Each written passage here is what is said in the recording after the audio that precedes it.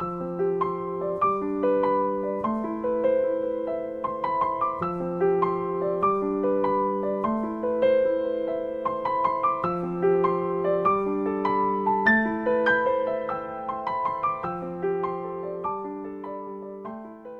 brangus Sėkmingi žmonės laidos klausytojai. Šį vakarą noriu Jums pristatyti motyvacinių seminarų vedėją, saviugdos mokyklos savininką ir generalinį direktorių, kurio didžiausia aistra yra parašiutizmas. Tai pristatau Jums Donatą Briką. Labas vakaras, Donatai. Labas vakaras, Marija. Labas vakaras, radijo laidos klausytojai. Kaip Marija sakė, sėkmingi žmonės, tie, kurie mažiau sėkmingi, kurie norite būti sėkmingi. Labas vakaras visiems.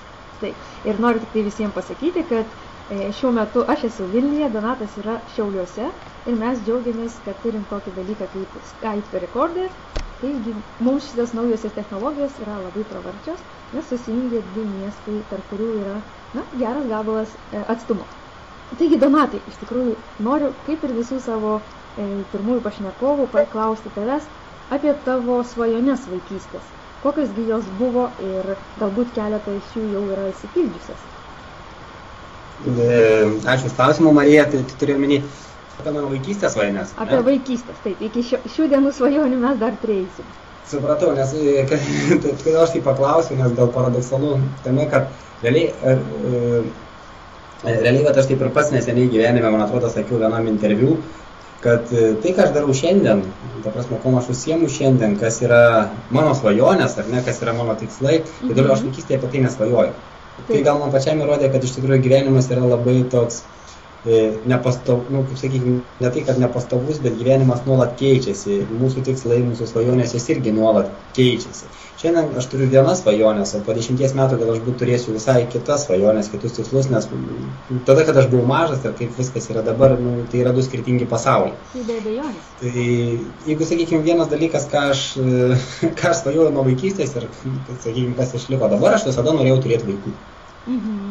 Tai vaikų aš turiu 3 sūnus ir aš vaikystėje svajojau apie 4 vaikus. Tai manau, dar turiu šansą turėti ir tą 4 vaiką, kad mano vaikystės svajonė būtų įsipildžiusi. O jeigu taip kalbant apie vaikystės svajones, tai aš vaikystėje atsimenu, kad aš svajojau būti gaisrininku. Mano svajonė profesija buvo būti gaisrininku, gesinti degančius namus. Iš manęs siekdavo senelis, kad aš turėsiu visada neštis į darbą šaukštą vandens, kad nors kiek prisidėčiau prie gaisrinės, sakykime, tam vandens kiekio. Šiandien tikrai nesvajoju būti gaisrininku ir turbūt jo nenorėčiau būti. Gerbiu, aišku, gaisrininkus, bet tos svajonės keičiasi. O daugelį dalykų, apie ką aš, sakykime, šiandien, kuom aš užsiemu, kas yra mano gyvenimo aistros, kuom aš gyvenu, tai vaikystėje. Galbūt, kur turiu aistrą, Marija, kaip ir paminėjai, prieš mane pristatydama, kad aš turiu aistrą, esu parašiutininkas. Tai gal buvo, bet gal tai ne visai vaikystės, tai šiek tiek paauglystės svajonė buvo, kad aš norėčiau kada nors nušokti parašiutu. Tai neseniai jį įgyvendinau ir ne tik, kad vieną kartą nušokau, bet ir turiu parašiutininko licenciją. Wow, iš tikrųjų toks ekstremalus sportas. Ar nebaisu buvo pradėti šokinėti? Baisu. Ir dabar baisu. Iš tikrųjų, bet fainai yra daryti tai, ko bijai. Iš tikrųjų, tada ir treniruojas, tada ir išmoksti nugalėti daug baimių, išeiti iš komforto zonos. Ir dabar nors ir turiu visai didelį bagažą šuolių, bet kiekvienas šuolis yra baisu. Ir tai, aišku, žmonės tai vadina ekstremalu, bet aš kažkaip turiu įsitikinimą, kad tai yra saugu. O tai iš vaikystės svajonių tai ir buvo ta vienintelė, ar ne? Norėjai būti gaisrininku? Buvo tokia paauglystės labiau ir tokia gal šiek tiek slapta, aš labai daug apie ją niekam nekalbėdavau. Supratau, kodėl nusprendė vis dėlto nesiimti to tokio labai svarbaus darbo iš tikrųjų? Kad gyveninti savo svajonę iš vaikystės? Taip, tarkim, gaisrininku būti. Kodėl vis dėlto nusprendė, kad ne tavo kelias, kažkoks tai kitas kelias yra tavo? Tiesiog tai visą laiką keitėsi gyvenime, kad, sakykime, man augant, baigus mokyklą, ten vyresnėse klasėse turėjau vienokias svajones. Norėjau tuom ir tuom užsiimti. Tada, kada jau baiginėjau mokyklą, įstojau mokytis į universitetą, vėlgi atsirado kažkokių tai kitokių vizijų gyvenimo, kitokių svajonių ir noro kažką vis vienaip ar kitaip. Ne? Tada kai kurias svajonės ir tada pasiekiau, norėjau kurį laiką mano gyvenimas buvo susijęs su programavimu, tai yra kompiuteriais. Paskiau, kaip aš pats juokiuos, kad nuo kompiuterių programavimo perėjau prie žmonių programavimo, dabar su kompiuteriais kažkaip taip atsargiai stengiuosi.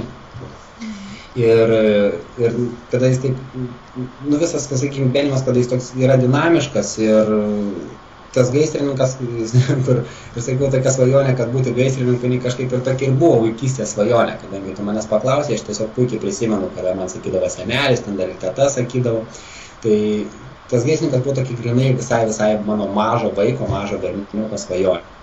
O vėliau aš turbūt jau paaugęs supratau, kad aš tiesiog apie tai gal daug ir negalvojau, kad nebenoriu aš visai būti to gaisrininku, nes pradėjau norėti kitų dalykų. Norėjau būti motociklininku, atsimenu tam tikrų laikų, paskui norėjau būti lenktynininku, norėjau būti aktorium. Tarp kitko, Marija, kada prasidėjo filmų su Van Damme, mačiau tave ten visur su Van Damme. Taip. Susitikusią, tai aš labai norėjau būti toks aktorius, karatistas kaip Van Damme. Teko užsiminėti karate?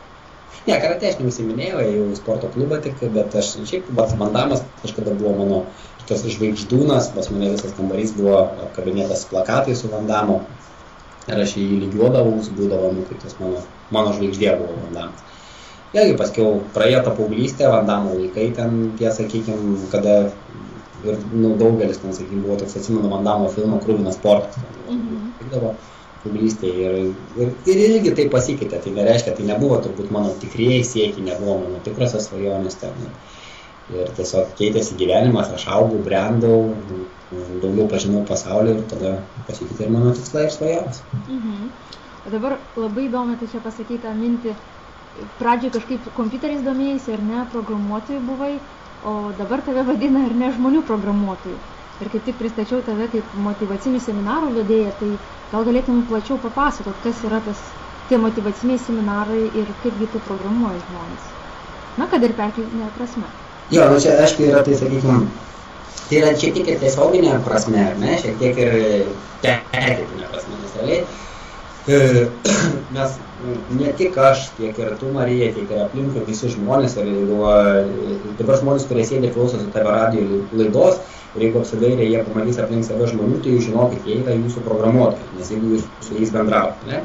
Nes pasaulyje mes iš tikrųjų viską sugeriam iš aplinkos, tai kaip mus moko, kokį mums požiūrį perša, kaip mes su kitais žmonėmis bendrauti, viskas mūsų smegenyse lieka ir mes patys priimam tas nuostatas, kai kurio mes sugebam atsispirti, kai kurio sugebam priimti.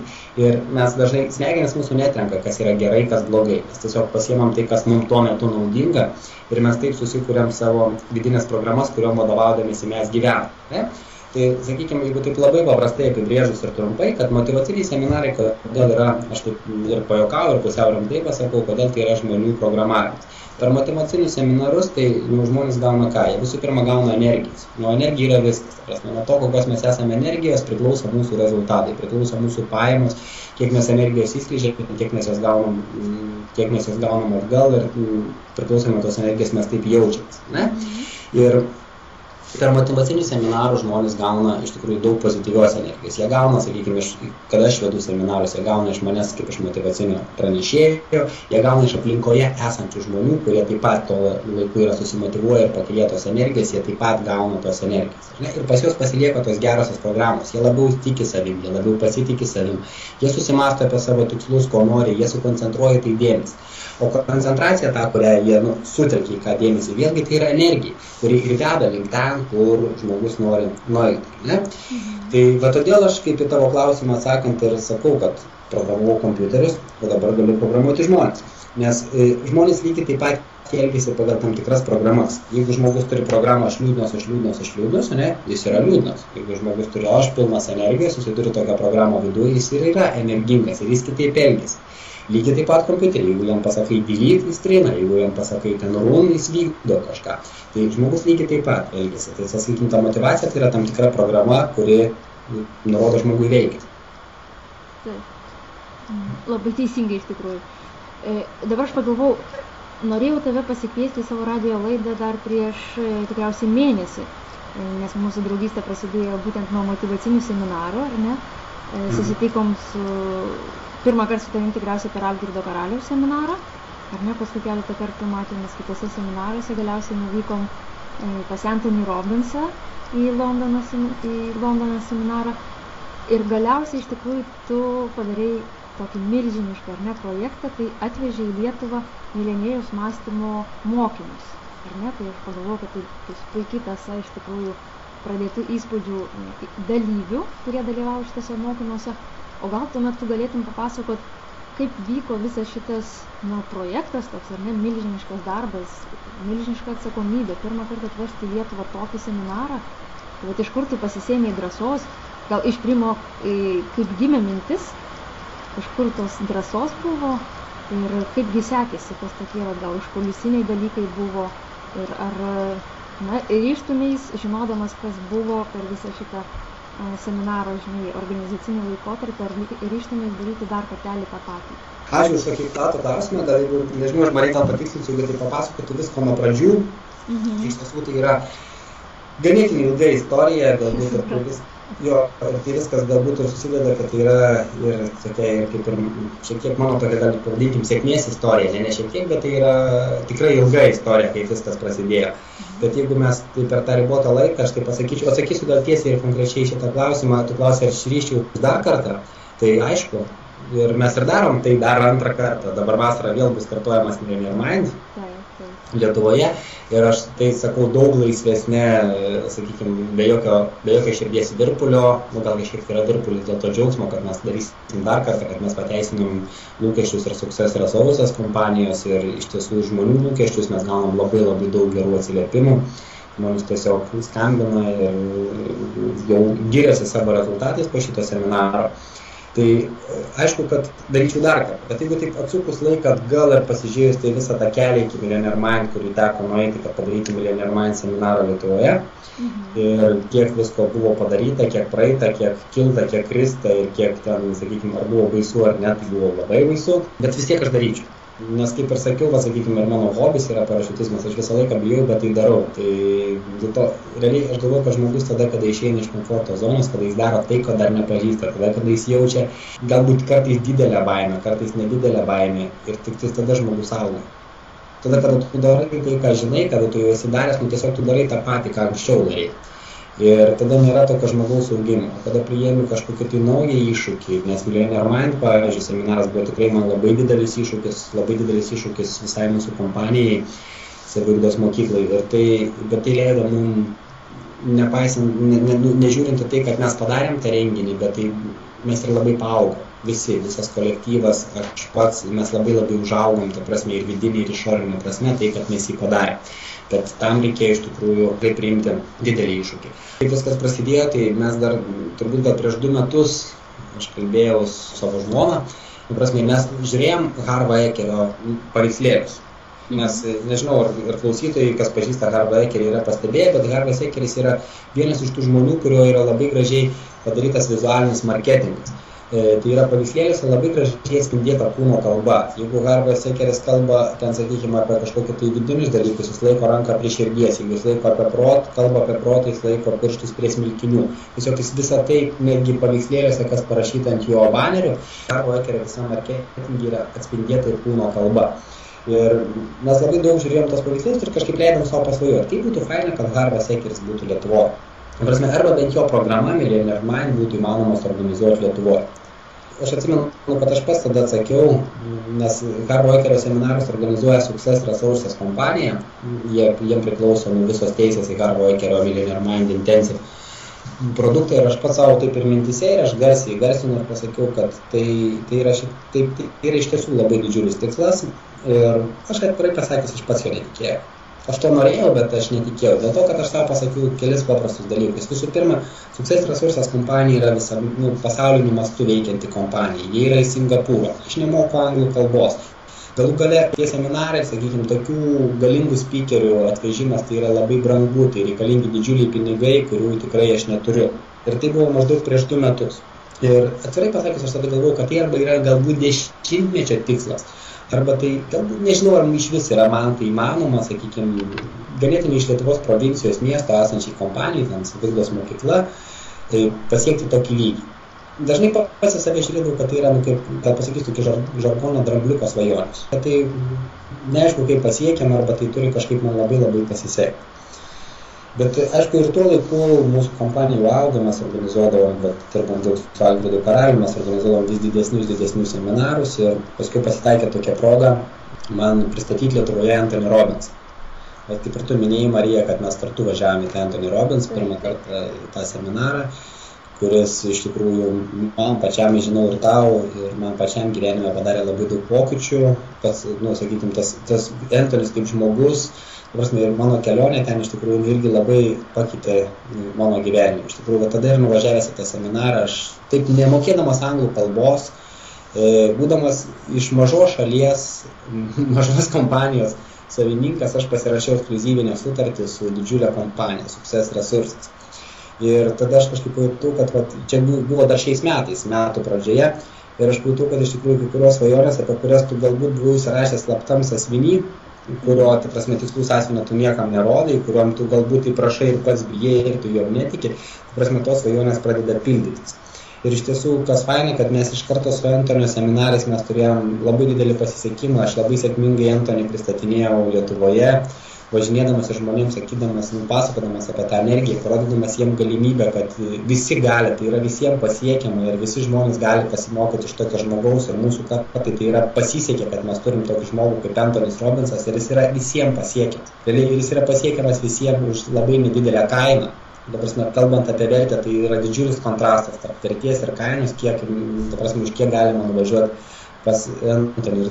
Mes labai sėkmingai startavom su to projektu Lietuvoje.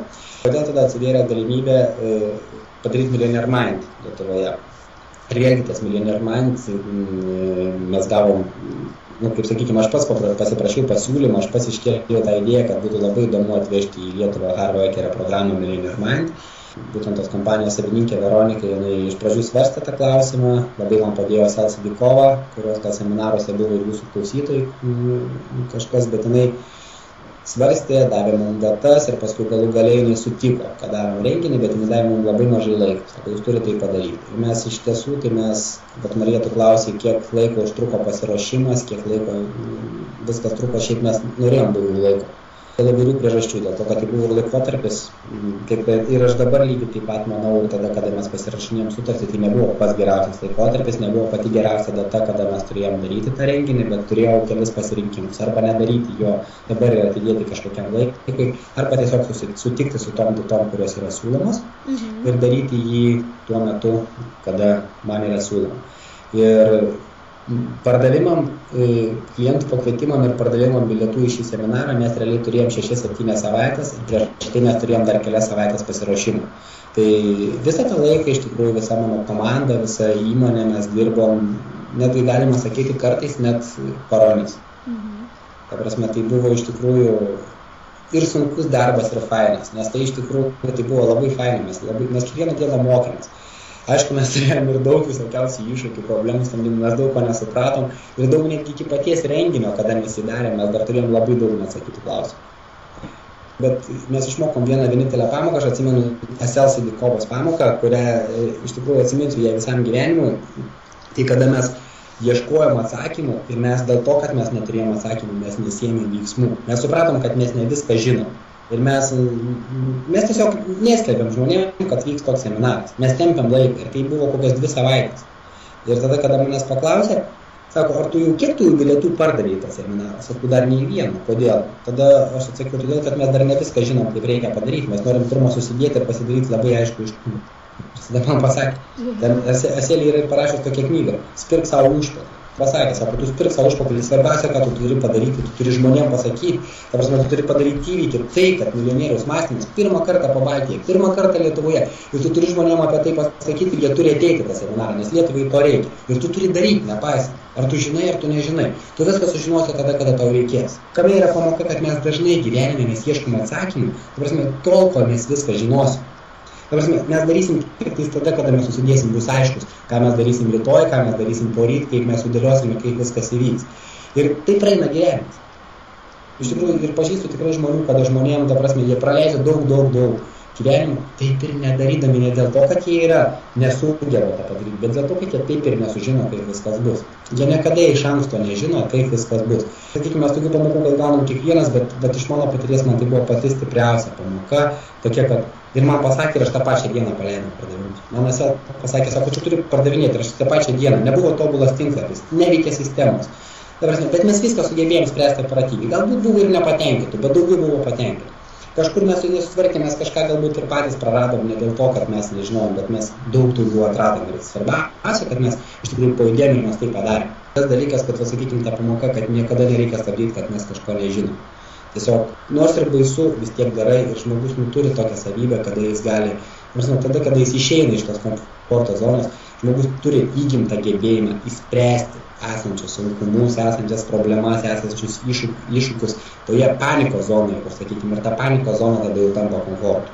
Sulaikiusi kvėpavimą klausau iš tikrųjų ir norisi pritarti kiekvienam žodžiui, ką sakai, ir apie tas baimės, ir apie tą veikimą čia ir dabar, nieko nelaukiant, ir tokį užsispyrimą iš tikrųjų daryti dar kartą, ir dabar jau, kaip sako, pamatei, kur yra tokios mini spragos. Ir tas iš tikrųjų pastebėjimas apie tai, kad mes norim būti tobuli ir tik tuomet būsim pasiruošę, manom, kad tuomet tai būsim pasiruošę pradėti kažkokią tai veiklą. Iš tikrųjų, ir pats Tony Robbinsas sako, tu daryk geriausiai, ką gali, bet nebūk tobulas. Taip, buvo super su Tony idėja, labai gera ta idėja, primini, kad atrodo ir kaip, bet čia labai iliustruoja tai, ką aš sakiau, ką aš išmokau pamoką, sakykime, darydamas tą, kur paskyrė Sadikovą, tai tada žmogus, jis, kaip ir sakiau, kad turi tą gebėjimą, ne? Kad išėjęs iš komforto zonos jis gali padaryti įgimtą gebėjimą. Tai yra, žmogus nori, nenori, kiekvienas žmogus, tai aš jeigu nesuklysiu, berods yra parašyta Biblijoje, kad žmogus visada daro geriausiai tai, ką jisai gali esamoje situacijoje. Bet mes atrodo, mes norim dar geriau. Bet mes turim gebėjimą daryti geriausią, ką mes galim. Tai nebūtinai būtų tobulai, daryti tai, ką gali geriausia. Jeigu tu negali padaryti labai geriausiai tobulai, tai gali tu daryti, ką gali geriausia. Ir tai vis tiek bus gerai. Tai tave ves į priekį, tai tave vers tobulėti ir tu žinosi, iš ko išmokti. Iš tikrųjų. Dabar, kai kalbi, jaučiasi tas tavo toks pakylėtas jausmas, entuziazmas iš tikrųjų. Ir bent jau man toks susidaro įspūdis, kad šiam momentui jautiesi darantis tai, ką iš tikrųjų turi daryti, ar ne? Tokia lyg ir savo misiją atradai, programuoti žmonės, ar ne, sakykime, gerąją tą prasme, padėti jiems. O kokia buvo kelionė tavo iki šio, nežinau, ar galime tave pavadinti asmenybės ugdymo treneriu, ar kaip tu prisistatai sėkmės mokytojų, nes tikriausiai visi šie, gal čia tik tai pavadinimai skirtingi, ar ne, nes vis tiek motyvuoti žmonės, tai reikia savyje turėti kažko. Jie turbūt čia labai gerai pasakyti tą klausimą. Nors kaip prisistatau, kartais taip, ir čia gal tose pavadinimuose iš viso esu to žmogus, kad tose pavadinimuose gal nėra dalies esmės. Tiesiog jo, tu kaip ir paklausai, tikrai aš kaip ir pats sakau, aš neturiu nei darbo, nei kompanijos, turbūt aš tikrai darau tai, kas man patinka, nes aš kiekvieną dieną atsibudęs jaučiu, kad aš vėl praleisiu dieną, darydamas tai, kas man patinka. Tame darėme, kas man patinka, būna ir sunkumų, ir labai tokių pakylėtų dienų. Bet turbūt visas tas, sakykime, tas dalykas, jeigu nebūtų tų sunkumų, turbūt nebepatiktų tai, ką aš darau. Tai kada yra sunkumai, gauni kontrastą, tokį, tu sprendi problemą, tu jauti pakylėjimą. Ir ateina kažkoks, sakykime, sunkesnis periodas, kada būna daugiau tokių dalykų, kuriuos tu turi spręsti, kažkokie spaudimų ir dar kažko, tada toksai, sakykime, vėlgi, tu supranti, kad tave turbūt Dievas ar visata nori kažko išmokyti, kad tu, ta prasme, kad tu vis tiek tai spręstum, tu turi vėl naują kažkokį iššūkį. Ir aš tai jaučiu, kad tai yra mano. Ir tai man, leisiu savo pasakyti žodį, tai man žiauriai patinka, aš iš to nebegaliu be to gyventi, tapo mano gyvenimo būdu ir tai tapo džiaugsmu ir kartais galbūt manęs ir artimi žmonės prašo, gal tu daryk tai to mažiau, nes mums trūksta dėmesio.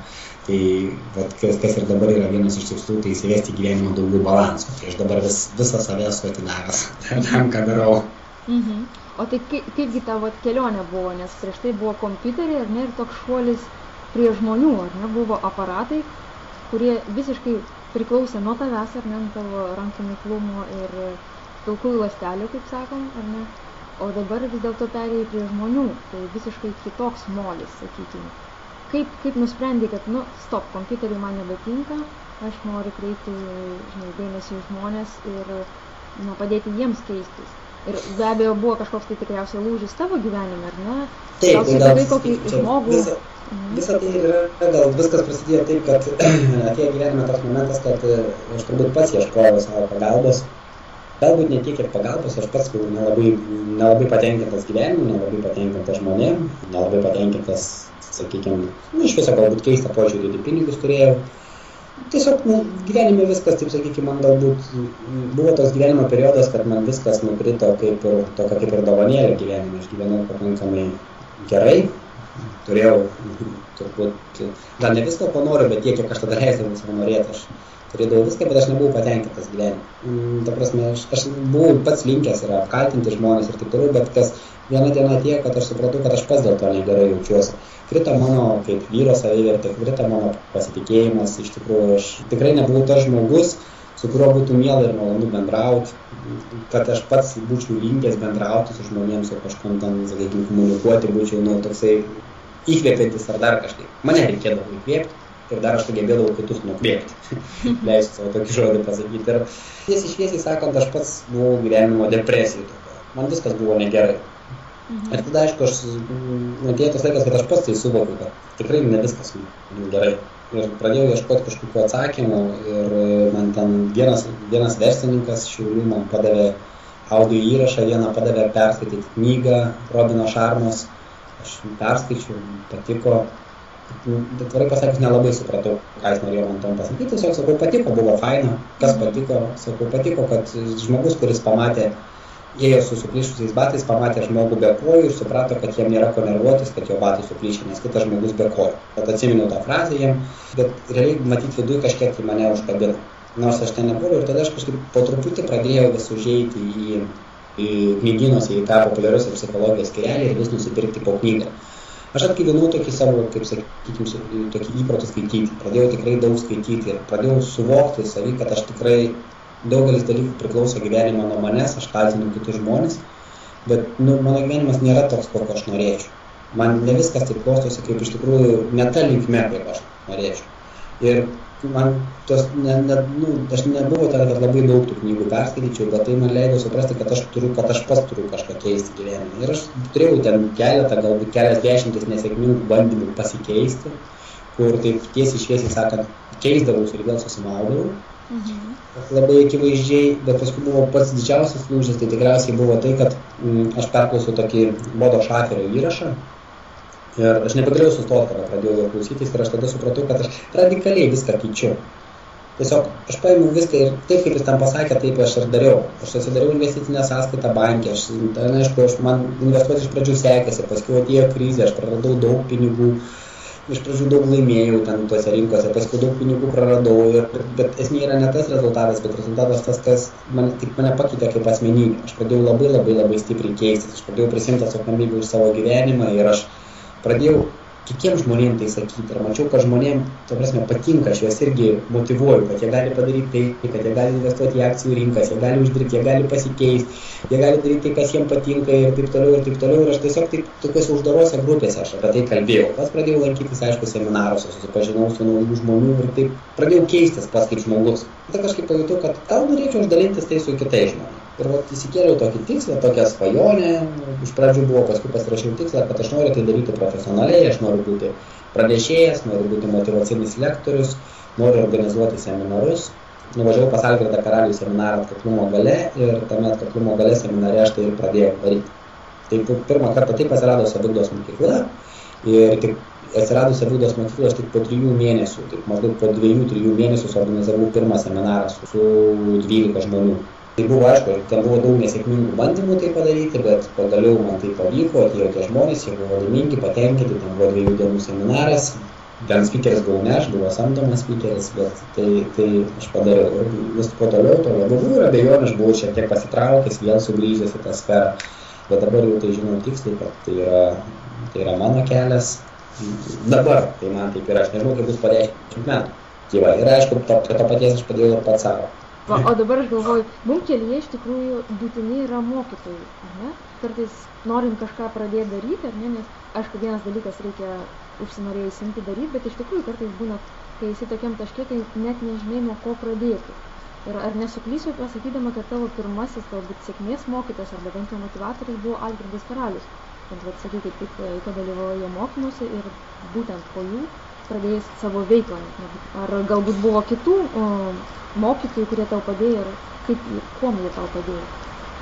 Iš tikrųjų, tokių, sakykime, profesionalių mokytojų, kurie vadina save sėkmės mokytojais, ugdytojais, kaip kartu sakei, gyvenimo konsultantais, taip toliau, tai Algirdas yra vienas iš tų žmonių, kuris padarė man didžiausią įtaką, gerą teigiamą įtaką. Ir iš tikrųjų, būdamas pas Algirdą Karalių seminare, aš tai pradėjau, nes iš tikrųjų Algirdas yra toks žmogus, kuris jis moka pakelti žmonės, jis moka parodyti jiems, moka labai stipriai motyvuoti. Ir iš tiesų esu dėkingas labai už tai Algirdui ir man teko su juo ilgai dirbti. Ir dabar mes visą laiką iš tikrųjų palaikom gerus santykius. Bet, ta prasme, šiaip paimkim kaip mokytojai, tai vėlgi, kaip norėtų paklausyti, kas tai yra mokytojas. Kartais aš galiu pasakyti, aplink mane yra labai daug mokytojų, labai daug žmonių yra mokytojų. Tai yra ta frazė, kada sako, kada tu esi pasiruošęs, atsiranda mokytojas. Tai tada, kada žmogus pribręsta į veiklį, susiranda mokytojas, susipranta, iš ko pasimokyti. Kartais mes galbūt mokomės ir iš to kažkokio tai mokytojo tariamo, kurio mes realiai fiziškai net negalim pasiimti. Net, tarkim, paimkim kaip pavyzdį koks Napoleonas Hilas, jo jau nėra gyvųjų tarpe. Bet mes galim iš jo mokytis. Bet tai taip aš labai šventai tikiu tuo pasakymu, kad sako, kai mokinys pasiruošęs, visuomet atsiranda mokytojas. Tai mes visada atrandam tą mokytoją, kuris gali mums duoti atsakymą, kuris mums gali padėti dėl to, kad mes iš esmės tą atsakymą randame savyje. Nes jeigu tai pagalvokim, kiek mokytojų mums yra pasakę, kad tu daryk tą ir tą ir tą, ir jie yra teisūs, bet mes to nedarom, kol nebūnam pasiruošę tam ir nepriemam, kad tai yra mūsų mokytojo pasakyti žodžiai. Lygiai tas, sakykime, tas pas Millionaire Mind Intensive seminare, tai milijonieriaus mąstymas buvo 6 lingų sistema, ne? Kurią žinau, kad Marija, tu puikiai pristatinėjai kažkokiam webinare, tu organizavai webinarą, neprisimenu pavadinimą, tai ir pristatinėjai tą sistemą, tai realiai, tai turbūt moko labai daug mokytojų, bet kiekvienam žmogui būna, kur ta sistema, būtent kažkas pasako, kada yra mokytojas. Ir tada žmogus pritaiko, ir tada sako, mano mokytojas tai išmokė. Nors iš esmės mes turim galbūt jau užsienį. Ir kad ir į seminarus ateina žmonės, ateina pas mane į seminarą, ten milijonierius mąstymai, jie pas Algirdą Karalių ateina, pas kitus lektorius ir pranešėjus ateina. Ir sako, aš atrodo kaip ir pasikartoju, daug kas žinoma, bet aš pasikartoju. Aš žinau, gavau ką naujo iš kito požiūrio kampą. Bet yra klausimas, kiek po to išėjęs tu pritaikai. Ir kiek tu padarai, ir kiek dalykų suvokai, ir tu pasakai, bet aš čia radau mokytoją.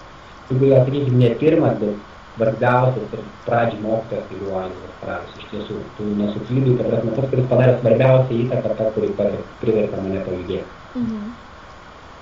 Tai dabar žiūri per savo jau tokią, jau netrumpą, drįsti sakyti, ar ne, karjerą, būtent kaip motyvacinių seminarų vedėja, ir apskritai daug turėjai galimybių susitikti su tokiais sėkmingais žmonėmis, ar ne, pradedant nuo Algirdo Karaliaus, dabar ir minėjai ir Asel Sidikovą, ir milijonieriaus mąstymo šitos brangius mūsų vedančiuosius.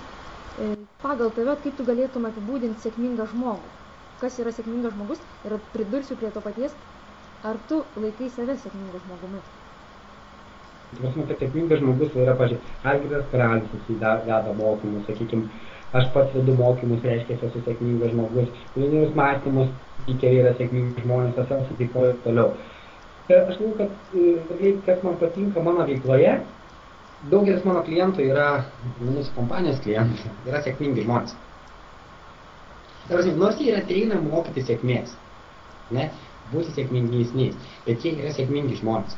Nes aš sėkmingą žmogų apibūdinčiau tą žmogų, kuris iš tikrųjų, kuris eina savo keliu, kuris nori kasdieną augti. Ta prasme, tas augimas jiems suteikia sėkmę, kad žmogus, kuris nebūtinai jau dabar daro tai, ką jis nori daryti, kaip sakė, Tonis daro ne tai, kada nori daryti ir su kuo nori daryti, bet tas žmogus, kuris nuolat auga, nes reiškia, jis gyvena. Nes daugelis žmonių iš tikrųjų atrodo, tai yra taip paprasta, bet daugelis žmonių iš tikrųjų 90% savo laiko daro tai, ko jie visai nenori daryti. Bet jeigu žmogus iš tikrųjų jisai užsiima tuom, jisai yra atradęs prasmę ir jisai didžiąją dalį savo laiko praleidžia prasmingai, jis yra sėkmingas žmogus. Nepriklausomai, jis turi 10 milijonų sąskaitoj, ar jis ten turi 5000 sąskaitoj. Nes, nėra to, sakykime, sėkmės mato, nes aš dažnai per savo seminarus klausiu. Kada žmonių paklausė, kas nori, pavyzdžiui, turėti milijoną? Tai daugelis žmonių suabejoja, nes milijonas tai yra pakankamai daug pinigų. Ne? Tai prasme, nebūtinai tas milijonas, nes gerai būtų ir 900 tūkstančių. Ne? Bet kada žmogaus paklausė, o kas nori būti laimingu? Tai laimingu nori būti visi. Čia be išimties. Visi žmonės nori būti laimingas. Ir atrodo, visų žmonių tikslas yra laimė. Ir taip sako Dalai Lama, kad galutinis tikslas yra laimė. Bet tada, kada žmogaus paklausė, o ką tai jums reiškia laimė, tai daugelis žmonių patys nežino, ką jam reiškia būti laimingu. Nes ir tada, kada aš, pavyzdžiui, per seminarus paklausiu, kad jūs paanalizuokit, ką jums reiškia būti laimingu, ką jums reiškia būti mylimam ir taip toliau, tada žmonės pradeda atsakyti savo tą klausimą ir daugelis žmonių atsako skirtingai. Tai lygiai taip pat ir sėkmingu. Tai žmogus reikia paklausti, ką reiškia būti sėkmingu. Bet kas nori būti sėkmingu, pakelia rankas visi, ar ne? O ką jums reiškia būti sėkmingu? Kitam reiškia būti sėkmingu, pasižiūrėti vakare futbolą ir gerti alaus, ir jis bus jau sėkmingas. Kitam sėkmingu reiškia būti pakeisti pusę pasaulio. Ta prasme, tai yra skirtingi žmonių, skirtingas žmogaus termostatas, skirtingas žmogaus standartas. Kitam sėkmingu, pavyzdžiui, sportininkui sėkmingu reiškia būti laimėti tam tikrą turnyrą. Tada jis sėkmingas. Jeigu jis nelaimėjęs, tada jaučiasi nesėkmingas.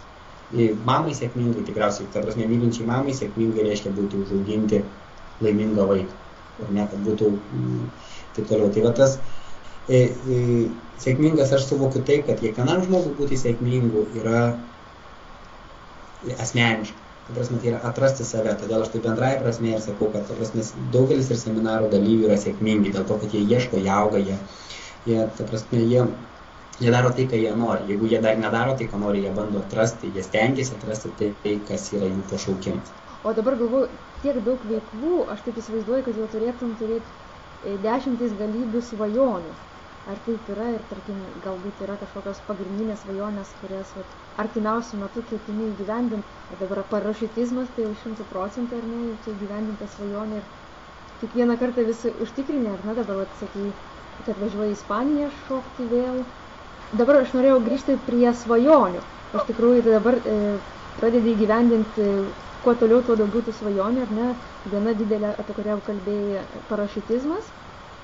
Bet aš įsivaizduoju, kad bendraudamas su sėkmingais žmonėmis, gyvendinamas vieną po kitos svajonės, gal yra dabar dar kokių nors tokių, kurios, na, galim sakyti, ant įgyvendinimo slenksčio yra šiam momentui.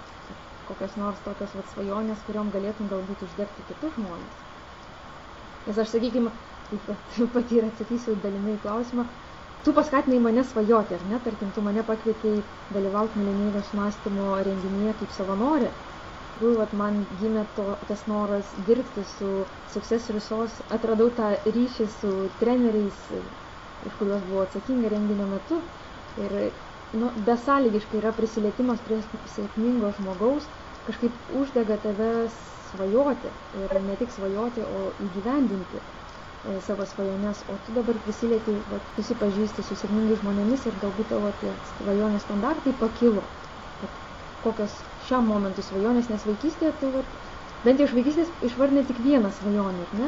Buvo kaip gaisrininkas, gaisrininkas ir taip nekilo. O dabar keičiasi tas tavo gyvenimas ir gal yra tokių svajonių, kur, na, aš net nežinau, gal įmanoma pamokyti žmonės svajoti, kodėl taip atsitinka, kad mes susitinkam sėkmingus žmonės ir staiga pradedam svajoti. Kas yra? Gal yra koks paaiškinimas? Labai įdomus tavo klausimas. Jo. Aš atvirai pasakęs, niekada apie tai nemaščiau taip, bet toks įdomus klausimas, žinai, dabar, kada tu pasakai, aš prisiminiau tokią, žinai, Kiyosakis yra Robertas Kiyosakis ir yra pasakęs, gal aš netiksliai pacituosiu, bet ir jis yra pasakęs tokią frazę, pasakyk man, kas yra tos artimiausius draugus ir aš pasakysiu, kuo tu būsi po 4 metų. Sakau, gal ne visai tiksliai su tais metais, bet realiai tada mes iš tiesų, aš galvoju, kada mes keičiamės, kada mes augam, mes peraugam ir į kitą tokį galbūt socialinį sluoksnį, bet bendravom su kitais žmonėmis. Ir kaip ir aš sakiau pradžioje mūsų interviu, pradžioje mūsų laidos, kad kas mus programuoja? Mus programuoja aplink mus sėdint. Jeigu aplink mus, gal nesupykite už tą žodį, sėdės bomžai, jie mus ir programuos, kad mes būtumėm bomžai. Jeigu aplink mus sėdi sėkmingi žmonės, sėdi aplink sėkmingi verslininkai, sėkmingi tėvai, verslo savininkai ir milijonieriai, jie mus tiesiog programuoja kitom svajonėm. Jie mus programuoja kitam, sakykime, kitam lygiui, kitiem standartam, ko mes norėtum. ne? Ir iš tiesų tos svajonės, aš dabar prisimenu, kad aš įkūriau saviugdos mokyklą, aš iš tikrųjų, buvo mano svajonė ir aš užsirašiau, man dabar net, aš prisimenu, man drebo balsas, iš tikrųjų aš užsirašiau, kad aš noriu pravesti seminarą 20 žmonių. Ta prasme, aš pravesčiau seminarą ir pas mane į seminarą ateitų 20 žmonių. Ir žinai, Marija, kaip aš pasiekiau, aš parašiau 20 žmonių seminarą, tikslus asmenį. Ta prasme, ir aš užgačiau, sakau, nesąmonė. Ta prasme, viduj mano balsas pasakė, kad tai yra nesąmonė, tu niekada to nepadarysi. Šiandien aš esu vedęs seminarą daugiau negu 200 žmonių ir man tai neatrodo, ta prasme, tai neatrodo neberealu. Ta prasme, aš šiaip, jeigu iš viso, aš nežinau skaičius, kiek žmonių yra aplankę mano seminarą, aš tiesiog to neskaičiuoju, bet prieš tai gal buvo 5-6 metų atgal, aš tai parašiau ir tai buvo mano svajonė. Ir iš tikrųjų dabar, jeigu tu paklausai apie tokias svajonės, aš gal, taip sakykime, čia ir dėl laiko stokos ir šiaip eteryje gal visų svajonių savo, ne dėl to, kad man būtų gaila, aš pasidalinu su žmonėmis, bet aš gal pasakysiu vieną tokią didžiausią, taip sakykime, tokia, ne tai, kad galbūt jinai mano didžiausia svajonė, bet yra galbūt tokia plačiai visuomeniai suprantama svajonė, kur yra tokia dabar, jinai man pačiam atrodo nereali. Bet aš atvirai pasakius, dabar jau yra taip, kad aš giliai širdį žinau, kad aš ją įgyvendinsiu. Tai mano svajonė yra atsistoti su Antoniu Robbinsu tos pačios scenos. Ta prasme, ne taip, kaip nueit, bet tiesiog su juo dėstyti seminarą. Pasirodo, mūsų svajonės panašios. Ja, tai ir aš tik savo galiu sakyti, drąsiai žinau, kad aš tą svajonę įgyvendinsiu.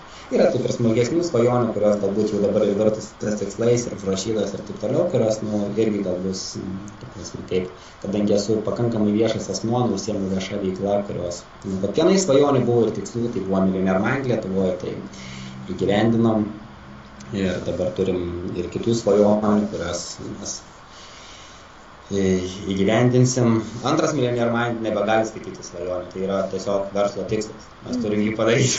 Taip. Sudurti nulius ir, žodžiu, išplaukti į paviršių, ne? Jau. Jo, tiesiog tai yra dabar jau uždavinys. Na, iš tikrųjų, dabar galvoju, tokia išvada vienintelė pasidariau, kad jeigu žmogui gyvenime nesiseka ir toks štilis svajonių, tai reiškia reikia keisti bendriją. Ir ne, su kuo bendrauji savo žmonės pagrindinius, su kuriais kiekvieną dieną susitinki. Iš tikrųjų tai. Taip, nes iš tiesų, žiūrėk, mus realiai programuoja, nes iš tikrųjų, kada svajoja, pavyzdžiui, vaikai, jie svajoja labai daug. Ne? Paskui šiek tiek paaugę, ta prasme, jau dar ir tie patys vaikai pradeda svajoti mažiau, dėl to, kad tos svajonės kartais atrodo nerealios ir visi pradeda iš tavęs juoktis. Juokauji, tu to nepadarysi, čia nesąmonė. Kaip tu čia, pavyzdžiui, mano verslo pradžiai man tai buvo iš tikrųjų irgi, tai buvo ganėtinai sunkus barjeras, kada sakydavau, ta prasme, tu nenusišnekėk, Donatai, ta prasme, tu čia, ir dar to labiau, kada iš karto tos sėkmės nepasieksi, daug dalykų buvo, kad darai ir nepasisekė, ir dar gyvenimas ne tik, kad gerėja, bet blogėja dėl to, kad aš pradėjau saviugdos, užsiimt saviugdą ir užsiimt saviugdos mokyklą, ne? Tai iš tikrųjų tada tie žmonės iš tavęs aplinkoje, jie reikalauja, ką tu čia padarysi, iš esmės nepiktybiškai, bet galbūt jie iš tavęs net juokisi, ar ten draugai, ar galbūt ir kiti ir artimi žmonės, ne? Ta prasme, bet po to, kada, ta prasme, tu išlaikai ir vis dėlto tu pasieki tai, ko to norėjai. Tada tas, nežinau, prasme, tada jau ir tie žmonės, kurie tavim netikėjo, įtiki. Bet prieš tai iš tikrųjų yra tai, būna momentas, kada tu iš tikrųjų gali atsisakyti tos svajonės, dėl to, kad aplink tave būna žmonės, kad jie tiesiog, tie žmonės nėra blogi, jie tiesiog jau ne tie standartai. Prasme, jie nežino, kaip tai padaryti ir supranta, kad ir tu nežinosi, kaip tai padaryti. Jeigu jie žinotų, jie tikrai tie žmonės padėtų tau tai padaryti, bet kadangi jie nežino, jie sako, tai neįmanoma. Taigi, sakykime, kada pakila ir kada tu bendrausi, tai žmonėm, kaip tu sakai, kad keisti, kaip tu ten tą žodį sakai, kad keisti žmonės, su kuriais bendrauja, ar ne? Tada, kada tu pakeiti žmonės, kurie yra dar su aukštesniais standartais, negu esi tu, galbūt su daug aukštesniais standartais, tai galbūt tai, kas yra tavo svajonė, jiems tai yra paprasta, tai yra žinoma ir jie puikiai žino, kaip tai padaryti. Ir todėl jie tavęs nestabdo, jie tiesiog tau netgi galbūt duoda kažkokią tai sistemą, jie tau patarė, jie tave paskatina. Nes dėl to, kad jie jau tai padarė. Dabar žiūriu, laikas pas mus beveik išseko, ar ne? Suprantu, kad užsiėmęs esi ir iš tikrųjų veiklų tikrai majos pas tave. Gal tada aš paprašysiu tokio patarimo, ar ne, iš tavęs, nes tikrai ne vieną kartą girdėjau, kaip žmonės sako, kad, na taip, turiu aš svajonių, atrodo, jos yra realios, tačiau, na, aš nesiryžtu, ar ne, žengti. Be abejonės žmonės negali staiga imti ir pakeisti savo draugų, ar ne, nes reikia tam ir didelės drąsos ir turėti gal gerą palaikymą, o būna taip, kad šeimoje ar ne niekas tavęs nepalaiko, nors tu jautiesi, žinai, kad, nu taip, širdim jaučiu, kad šitą norėčiau daryti, bet tas nepalaiko, bet ką tokiam žmogui galėtum patarti, arba aš vėl primenu, žinai, apie savo studentus, kur tikrai ateina iš 10 studentų, gal tik vienas žino apskritai, ką jis nori veikti gyvenime, ir lyg ir jaučia, kad, nu, ne jų vieta, reikia keisti kažką, bet jie nedrįsta. Ta prasme, kokį galėtume tą tokį mini padrasinimą arba gal pratimą, kokį nors galima būtų padaryti, kad vis dėlto, na, žengti tą žingsnį, žinai, drąsų žingsnį, galbūt nepopuliarų, kaip sako, kiti galbūt nesupras, bet, na, vis dėlto save pastatyti pirmon vietom. Tai gal aš, Marija, aš gal taip, vat, dabar aš to, ko klausiaus, aš galbūt išgirdau 2 klausimus. Tai pirmas klausimas tai yra, kada ateina žmonės ir jie iš tikrųjų nežino, ką jie nori daryti. Tai ir antras klausimas, kada žmogus žino, ką nori daryti, bet jis nejaučia palaikymą. Taip. Ne? Tai aš galvoju, kad tai yra 2 skirtingi klausimai. Tada, kada tu nežinai, ką tu nori daryti, žinai, kaip yra ta pasaka, kur Alisa stebuklų šalyje. Jis ten kaip prieina prie katino ir sako, klausyk, kurią pusę man eiti, ar į kairę, ar į dešinę. O katinas paklausė, sako, o priklausomai nuo to, kur tu nori nueiti. Ir Alisa sako, nesvarbu. Tai sako, tada nesvarbu, kur tu eisi. Taip. Tai kol žmogus nežino, ką jis nori daryti, tai nesvarbu, ką jis darys. Jis ir gaus tai, ką nežino, nes iš tikrųjų tu pati buvai pastonį seminare, tai aiškumas tai yra jėga. Ta prasme, kad mes turim turėti aiškumą, kur mes norime. Tai pirmas atsakymas būtų, kad žmogus mums turi aiškiai apsispręsti, turi priimti sprendimą, jis turi atrasti, ką nori daryti. Na, tai iš tikrųjų, kiek pas mane būna seminaruose žmonės, kada kalbam apie tikslus, motyvacinėse seminaruose, kartais dar aš ir vedu tą privatų coachingą, tai yra vienas esminių dalykų, ta prasme, kad žmogus turi surasti ir atrasti, ne? Ir dažnai to žmonės nori greitai. Jie nori, ta prasme, tiesiog čia ir dabar suprasti, galbūt kai kurie tikisi, o susirasiu coacherį, jis man pasakys, ką daryti. Aš galvoju, kad tai yra mitas.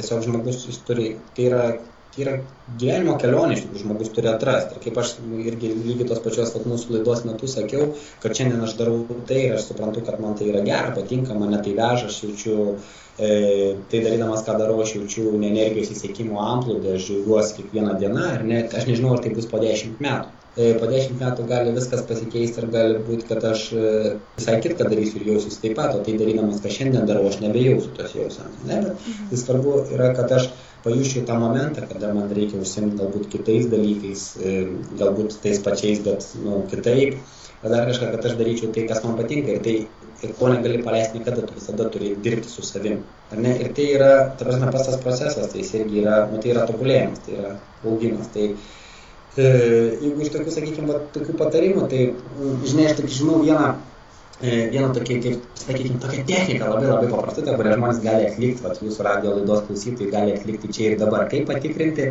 ta prasme, ar tai, ką aš darau, tai yra mano ar ne mano, ne? Ta prasme, tai yra toks paprastas dalykas. Kiekvienam turbūt yra buvusi bloga nuotaika. Kada žmogus, tokia nuotaika, kad aš nenoriu dabar nieko užsiimti, man čia visi blogai aplinkui ir toks, kam nebuvo dar tokia nuotaika, vis tiek, kad nors gyvenime bus, kad nekaip. Ir žinai, tada, kada mes abejojam, ar tai mūsų sritis ar ne mūsų sritis, tada reikia paimti ir pagalvoti apie tai, ką tu nori daryti. Tarkim, Marija, žinau, tu nori būti asmenybės tobulėjimo trenerė, ne? Jo, pradedantis į trenerį. Ir dabar kaip tau reikėtų patikrinti, ar tai yra tavo kelias ar ne tavo kelias. Ar ne? Tai palauk tos blogos nuotaikos, kada atsibundi, arba tai kas nors tiesiog labai sunervina.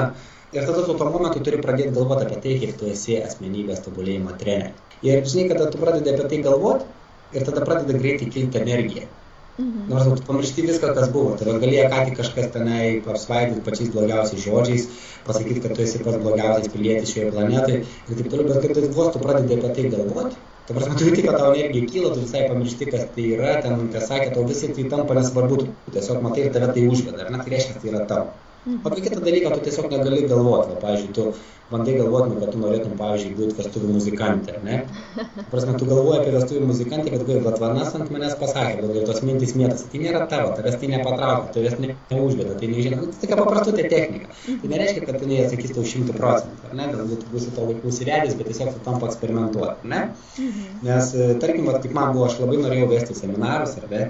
Ir man kas gyvenime atsitiktų, aš pradedu įsivaizduoti, kaip aš vedu seminarą, kaip žmonės manęs klausosi, kaip ta prasme, kaip, energija. Man iš karto pakilo energija. Man netgi vieną kartą gyvenime teko po tokio labai didžiulio smūgio vesti seminarą. Tiesiog aš 3 valandą dienos sužinojau, kad man turiu tam tikrų problemų ir ganėtinai didelių, o 5 valandą prasideda seminaras, kur susirinkę apie 30 žmonių, ir ten motyvacinis seminaras. O mano būsena tokia, kad, žinai, man pačiam stipraus motivatorius reikėtų, kad man kas nors padėtų. Ir aš galvoju, ką daryti. Bet aš galvoju, kad žmonės tai susirinko, tai reikia vesti tą seminarą. Ir rezumė, žinai, kas gavosi, man gavosi labai geras seminaras. Iš pradžių aš, ta prasme, susikaupiau, aš apsimečiau, kad man viskas gerai, ne? Bet po 15 minučių aš pamiršau tai, kas man blogai. Iš tikrųjų, aš pats save labiausiai motyvavau per tą seminarą.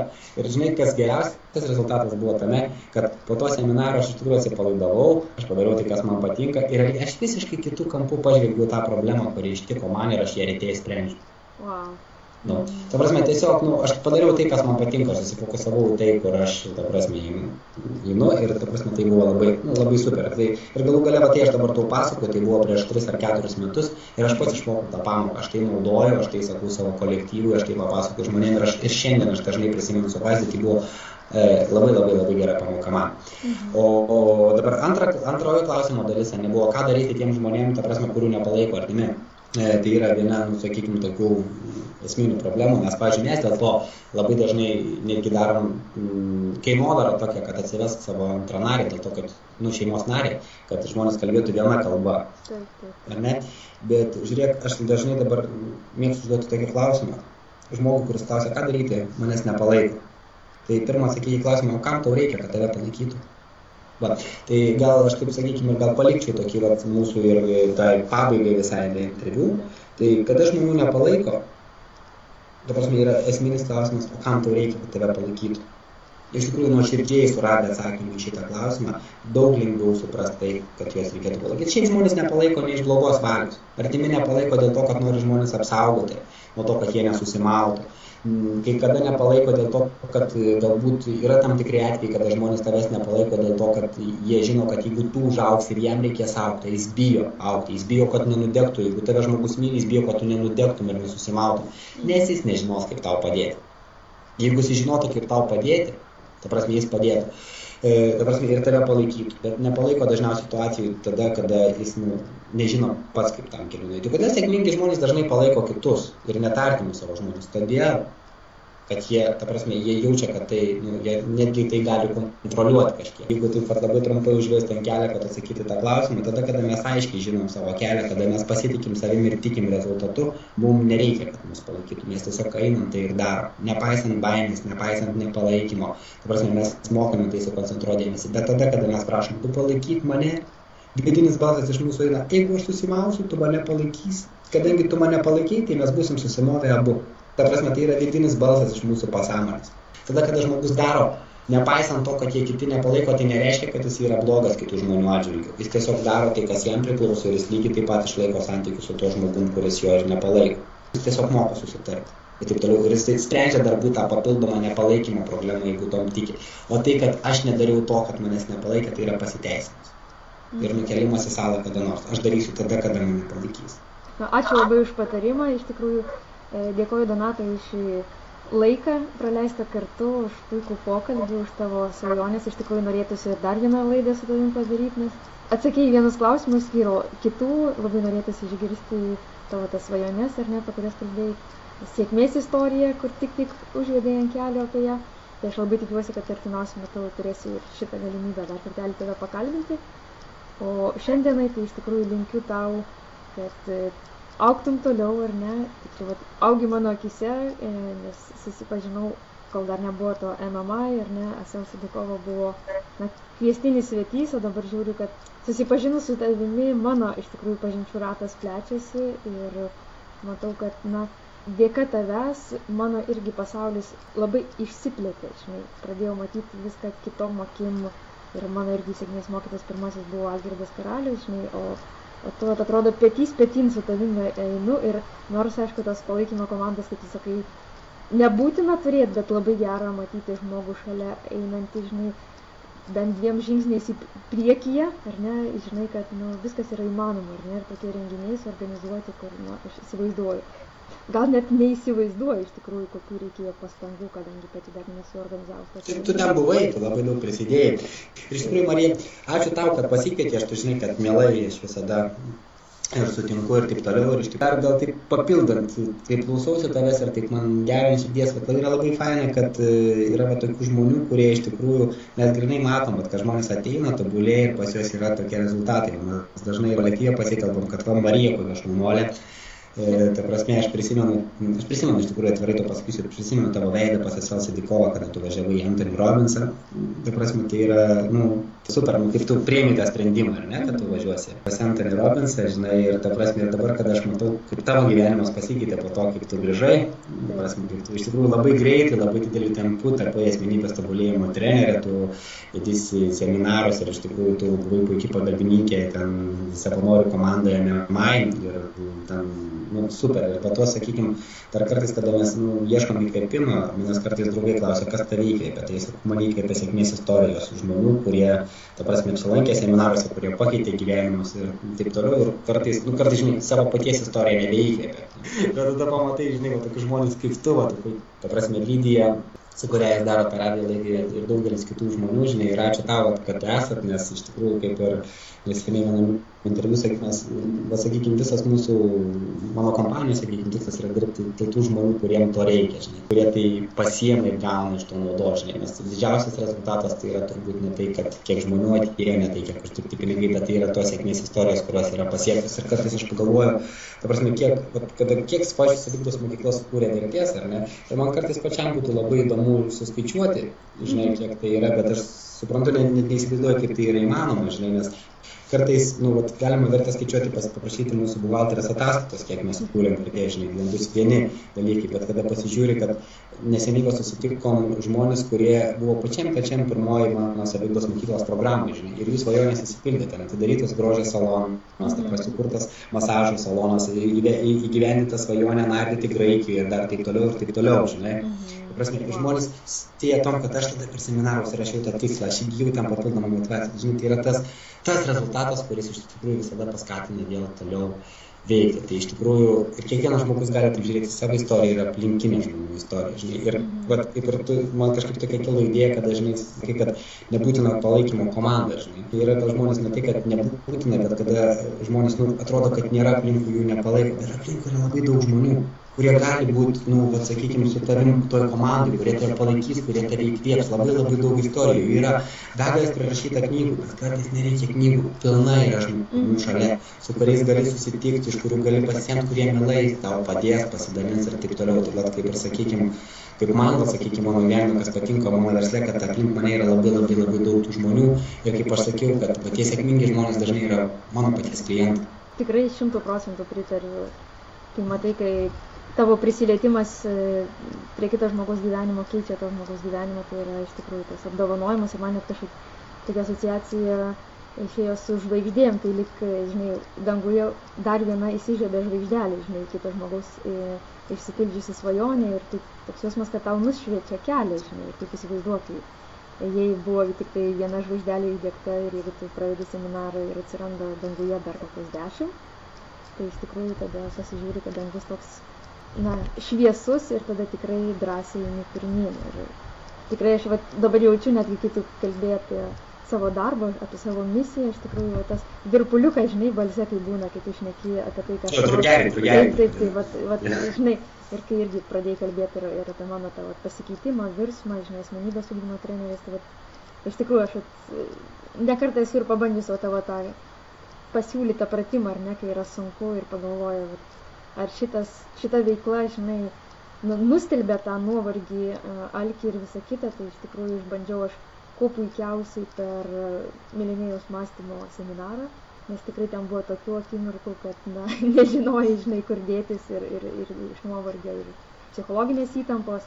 Ir vis dėlto, kai aš užsimerdavau ir matydavau save būtent irgi ant scenos, nesvarbu, aš su Anthony Robbins ar su Markusu de Marija, žinai, ir jaučiau, kad taip aš privalau visą šitą, žinai, net negaliu pasakyti iškęsti, gal pereiti, ar ne, va tokią ugnį, kad galėčiau stoti tenai, kad būčiau verta, žinai, scenos. Ir tikrai pati savimi didžiavausi, iš tikrųjų, va tą ištvermę, ir galvoju, iš kur tiek ateina energijos, jėgos, ir labai teisingai irgi tu sakai, ir aš matau, kad ne vienas žmogus sako, kad sėkmingi žmonės labai moka palaikyti žmonės, kurie kryptingai juda kažkur tai. Neapkarpo sparnų, o priešingai pasako, aš žinau, kad tai yra sunku, tarkim apie savanorių darbą. Tai visi tie patys treneriai iš milenijos mąstymo mokymų buvo savanoriais, ir jie paskui kaip drąsino ir dėkojo už mūsų darbą, kad sako, mes puikiausiai žinom, ką tai reiškia. Praėjom tą ugnį ir labai didžiuojamės jumis, ir žinai, tikrai teisingai tu pasakei, yra daug žmonių, tiesiog mes ne į tuos reikiam, to būtų kartais pagalba, žinai. Tai tikrai labai dėkoju tau už puikias mintis, matom irgi eterį, tampom į visas pusės, nes norėtųsi pratęsti vis dėlto pokalbį dar prie arbatos puodelio. Kviečiu iš tikrųjų klausytojus drąsiai rašyti man, jeigu norit pasidalinti savo sėkmės istoriją. Galbūt jūs esat vienas iš milenijos mąstymo mokymų dalyvių, galbūt šiaip norit pasidalinti savo patirtimi, savo gyvenimo istoriją. Tai tikrai drąsiai rašykite man į marija.gloria.luksa@gmail.com. Marija Glorija rašykite be J raidžių. Sakau, iki pasimatymo kitą trečiadienį.